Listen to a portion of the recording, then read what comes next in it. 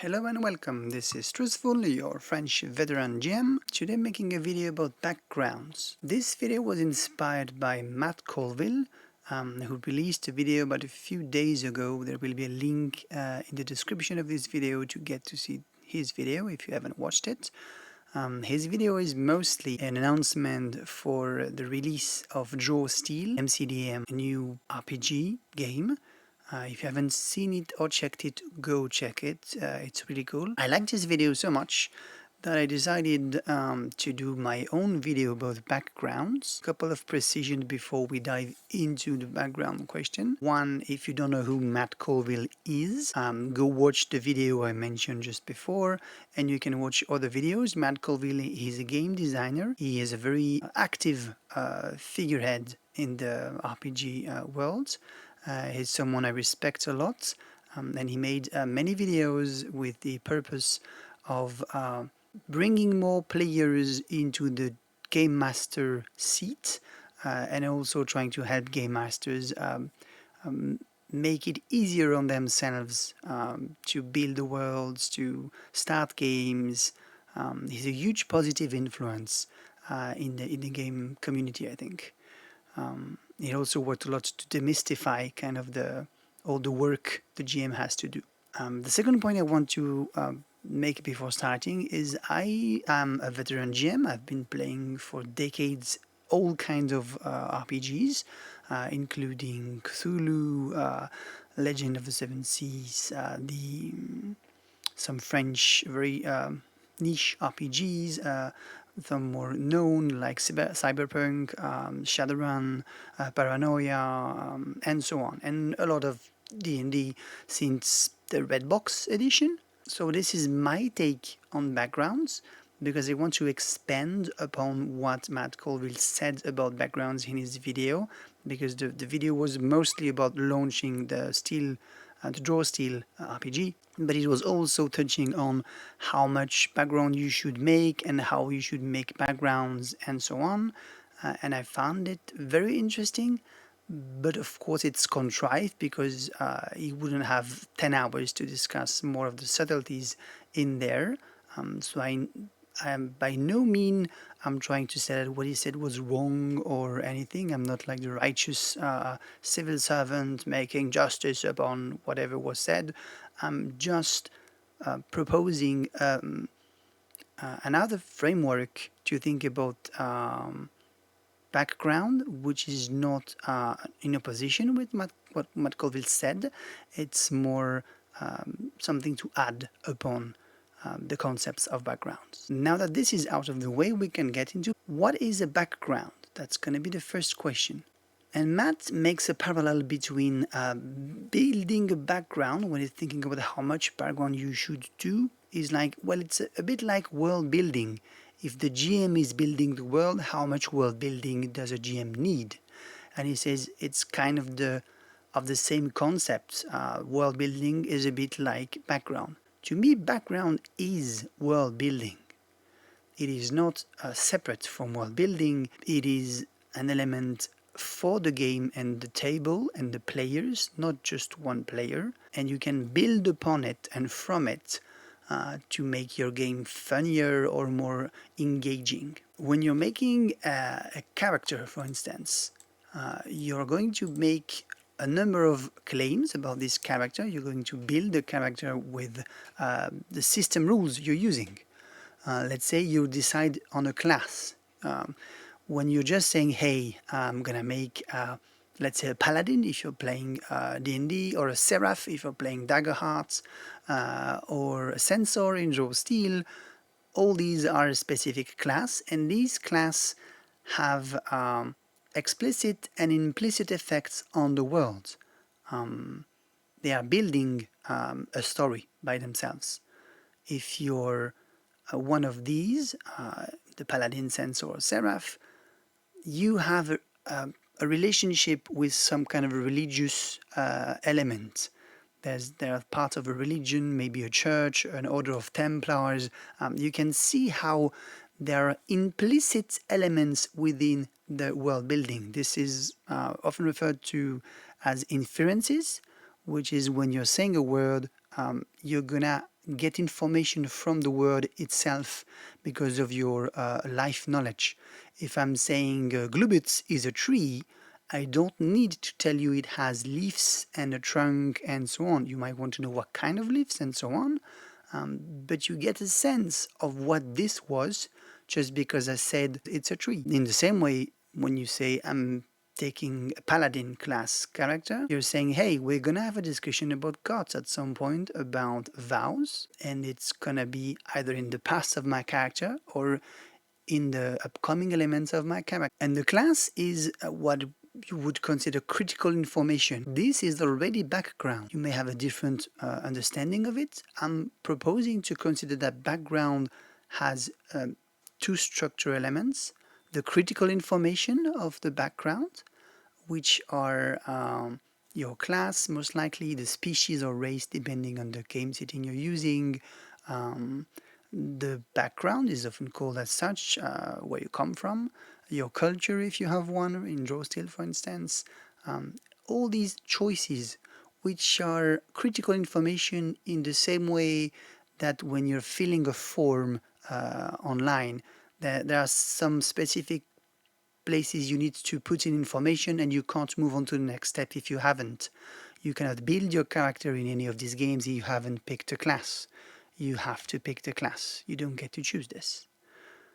And then there's the extra information, which might have to do with very funny or fluff or flavor elements of your character. Maybe he's a vegetarian, maybe when you have a story specific of when he had his first beer. And I think Matt was mostly trying to separate these two, which are critical information and extra information, but he was also separating two different things: actionable informations and the rest. Within the extra information, there can be actionable information, which is something you can use in the game, either to inform how you play the character or how your GM, DM, or director might use this information to build something in the game or the world building of this game. And to me, that's the more important part. The fact that you're not building your character in a vacuum, and that touches on how to build a character. Some people may be saying, hey, you don't need to talk to the rest of the people, you're just making your character and you get at the table with your character. I haven't seen any cases where you wouldn't have asked a couple of questions when you're making a character. The first question might have been at the table to the rest of the gamers: hey, what are you guys going to play? And the second most familiar question would be, hey GM, what do you think if I'm playing this? Contrary to what some people may think, building a character is something you're doing with the rest of the table. You're building in front of you. It's not built inside you, it's built in the space between you and the rest of the other players. To give it numbers, if that can help, to me there's like a 50% of the character that's on you, 30% on the GM, director, DM, and 20% with the rest of the table. It's not that each of them are going to contribute as much. It's more to give you a sense of how much yourself you're going to want to check with the rest of the people about your character. You might want to know if you could link your character with someone else. And this is part of what you do in a session 0, for instance, or sometimes long before the session 0 when you have a discussion with the rest of the person who decided to play this game. Of course, the background is dependent on how much you want to make a long game. If you're doing a one session game, maybe the background seems less important. And maybe it's more provided by the GM, who would have had to circumvent a number of things, decide, make decisions, or cut some elements just to have the game fit in this one session. But you could also go for what Matt mentions, which is a completely free session where the GM is actually building immediately upon what's happening here and is just spoofing or making it on the fly. When we do so, even as GMs, I think we're still doing it using what the players have built.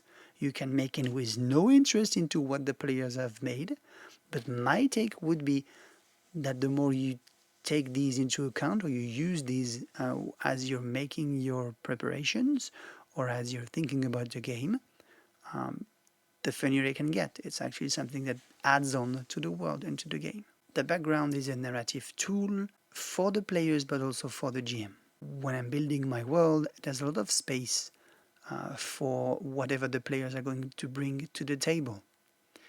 And in that sense, world building is a bit like the background elements. Even though the GM gonna build a lot of stuff, there are critical information within the world building you need to give to your players. Be it only because for mechanical reasons they want to min-max their choices. If you say this is going to be a sailor game, yeah, they might want to play someone who has sailor skills, just because it's going to be mechanically relevant, but also because they want to fit in their character with your world. And many players actually do that. A background is a descriptive element. Matt says somewhere in his video that every player knows who their character is. And I would disagree strongly about this. Even veteran players do not know or always know who their character is. They feel their way into the character they're playing, and if they have built some background, actually the more they have built background sometimes, they're going to use some of the background elements as prescriptive, as something that enforces a very specific way to play their character or elements for the upcoming campaign or game. And when they're doing this, the background is not neutral, is not unimportant, is actually very important for them, and it can be used by the GM to either make callbacks to elements of the background or use them as plot elements if you're doing plot stuff. I will make, this is a bit off topic, I will make more videos about probably Session 0 and elements for characters, and in them I'll probably touch down on how you use the background as the GM in game, because it's a specific set of skills. And that's one of the things that Matt Colville's video is trying to bring to the GMs and the upcoming players when he's trying to say, hey, you don't need much background. He's trying to give you permission to play as you wish and have fun, and he's right on this. So when you're building your character, to sum up, in my head, there's never zero background working. There's always the minimal background, which is making your character. The critical informations as a class, the species, the weapons you choose, and so on, inform elements about your character. They decide elements about your character, and you guys use them. You kind of use them when you're playing. And I feel like when you're a new player, it's harder to get a sense of who you are. You might play just with the instinctive reaction you could have to the situation. So you're playing as yourself within the game via this character, which is often something that people do.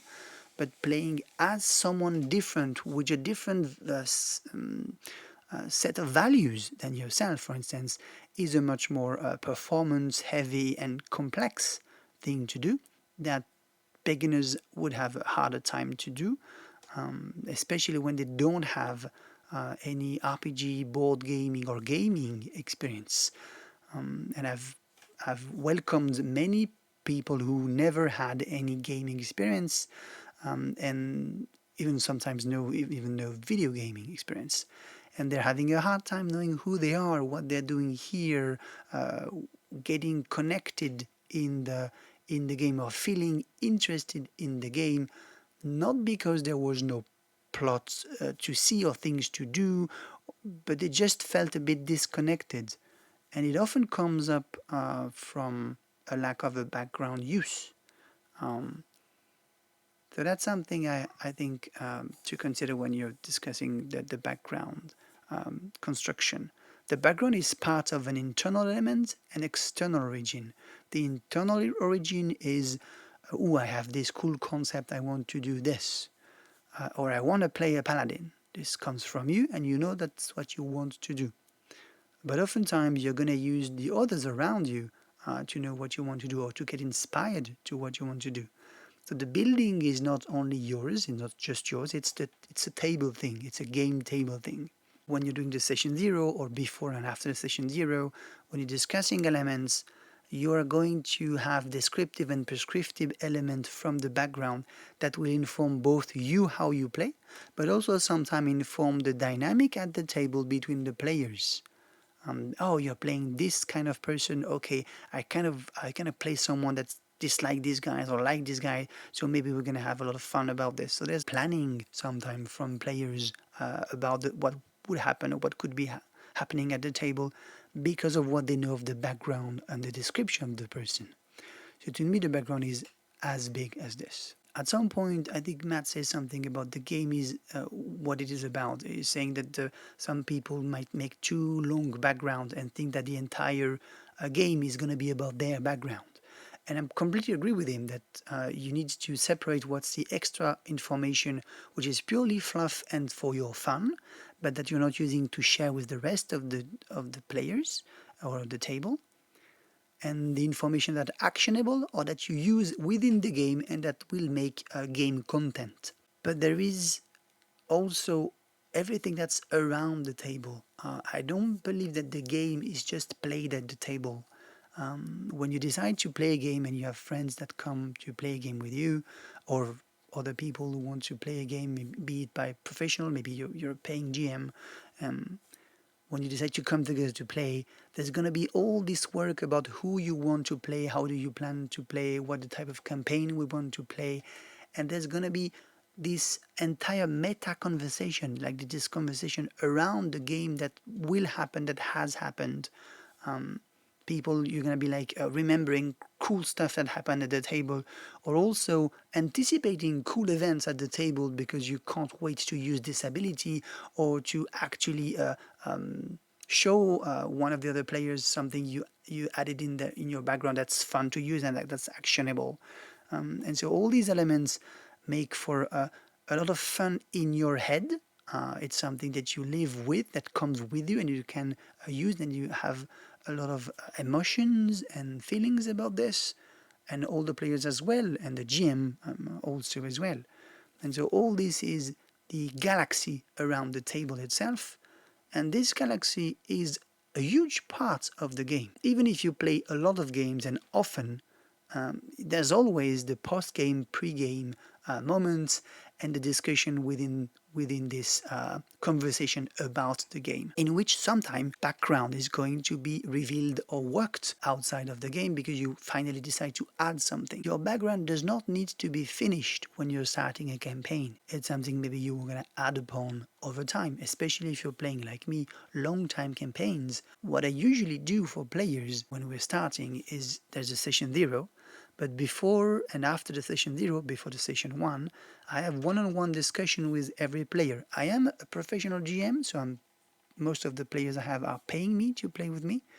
And when we're doing this, I spend about 1 or 2 hours with each of them before we start the campaign to check a number of things. One is, how do I call them, the kind of pronouns I use for them, their experience of RPG games in general, and the specific RPG game here, and also what makes them tick, what is fun for them, what are they looking for in an RPG game.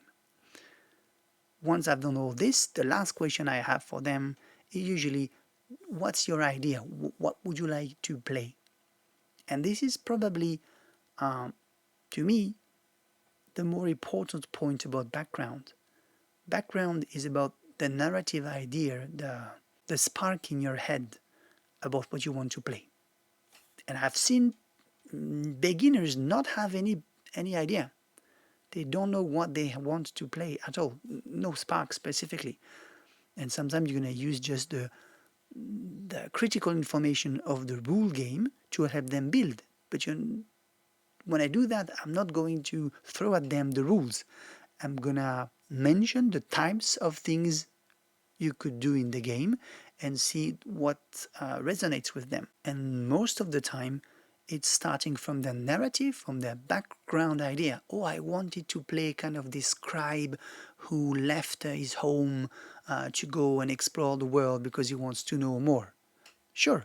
Or I want to play Indiana Jones. And that's where playing Indiana Jones, especially for new players, can be tricky. There's a discrepancy between what Indiana Jones is and the type of character you can build that will represent this Indiana Jones. If I take the D&D setting, maybe Indiana Jones is a rogue or a ranger or a fighter, is clearly not a spellcasting type, but maybe you want to make it a spellcasting type, and what you'll want to take from the Indiana Jones concept is more about the attitude or the way they think about trying to find solution that does not require killing people. Either of these are fine, but all of these have to do with background building. I don't think they're separate from background building, and that may be a semantic difference of definition that I have with other persons. Lastly, if I want to bring new players at the table, the idea that the session zero is, hey, build the character at the session zero, everyone is working at their character sheet and so on, I don't like it, and I don't think it's very inclusive, because there's a bunch of people who are not gonna be happy or fine with looking at a character sheet at numbers, especially crunchy systems, for a few hours, or at least 1 hour, let's say, or 40 minutes, to build what they want to do, not really understanding what the numbers mean and what they're for. So you need to whack them with a huge quantity of information about rules and how they function and so on. I've tends to build a way to decide what kind of people want to do, starting from narration more than from mechanics elements of the game. And then you can finely tune their choices over time. This is still background. This is nothing to do with mechanics, and it's also world building, because once I know what the players are, I can usually tweak and change elements of my own setting, my own game world, because I build my own worlds. I don't usually use pre-made settings, and that's my choice, my preference. Some people maybe are like me. When there's already established lore, I'm having a hard time cheating this lore or changing it. I have kind of a hard time not trying to respect as best as I can the established lore of a world. That's one of my failings. That's probably why also I build my own systems and worlds, because then if it's mine, I know I can jump around, and the only person that could be cross about this is actually the person who made it, which is myself. Well, this is a lot about background. I think that's good enough. I'm going to make more videos, possibly about Session Zero and other elements later on. Until then, I wish you a great day, and I'll see you next time. Goodbye.